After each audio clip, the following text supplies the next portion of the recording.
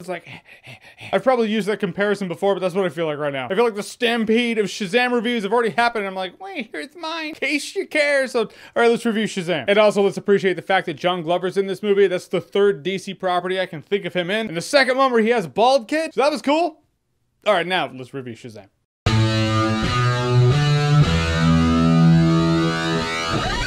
Shazam!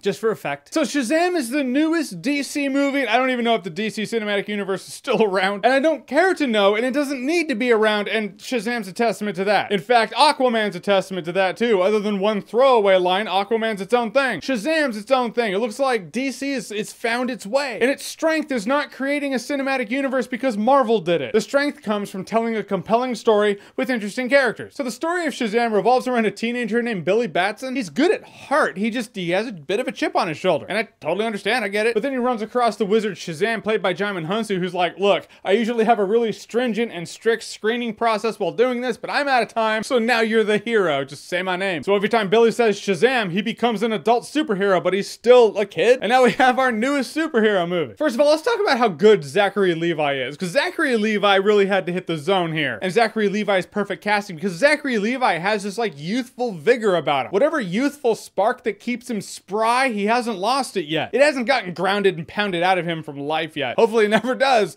but he uses that here, and he's perfect here. Because when Billy becomes the hero, Zachary Levi, you still really buy the fact that he's a kid. And that strength doesn't just come from Zachary Levi. It's Zachary Levi delivering what the script gives him. And the script and the story, it makes him do what a teenager would do if he became an adult with superpowers. I mean, think of it. What would, like, a kid's not gonna be like, I'm gonna be a hero. I mean, a lot of us kids, we said that, but if we had superpowers, all right, how did the conversation go in junior high? You tell me. Yeah, I'm sure it was all noble about stopping bad guys, right? Not about getting chicks, sure. So they put him through that process, his character arc. It's a coming of age story. He doesn't see it as superhero, he sees it as guy with powers. It's something I really wanted to see in this movie, and I got in this movie. Also, the chemistry between him and one of his foster brothers, the one who played Eddie from It, can't think of his name right now, but he played Eddie from It. And he's great in this movie too, and the chemistry between the two works. Actually, between Billy Batson young and Zachary Levi, Billy Batson old. I mean, older, not that someone his age is old.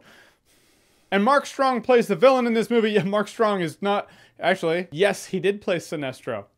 Yeah, whatever, Lionel Luthor's a cameo in this movie. We've got, comic book movies have become so prominent that we're gonna get crossover. Used to be an anomaly, now it's just the way. But Mark Strong's the villain. He plays Dr. Savannah.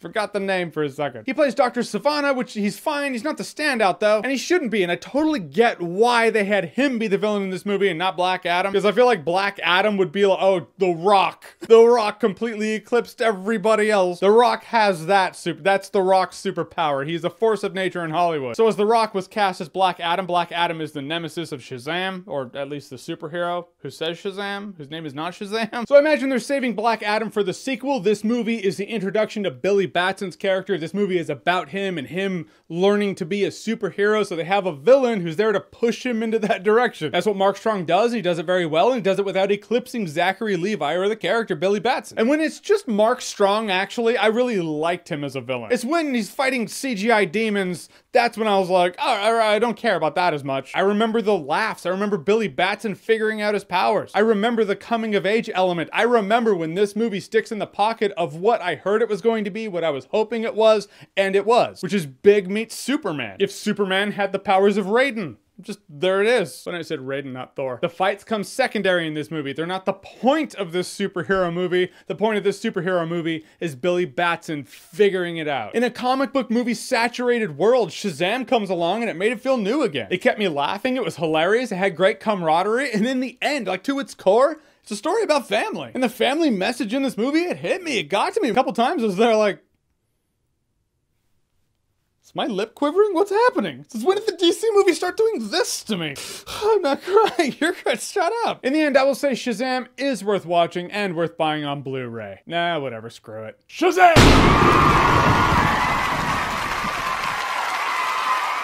It's too good to not do. Like, that effect was too good to not do. Point is, Shazam's great. I think you have a good time with it. Watch it. All right, so Shazam, have you seen it? What did you think about it? Whatever you thought, comment below. Let me know. And as always, if you like what you've seen here and you want to see more, click right here to see more.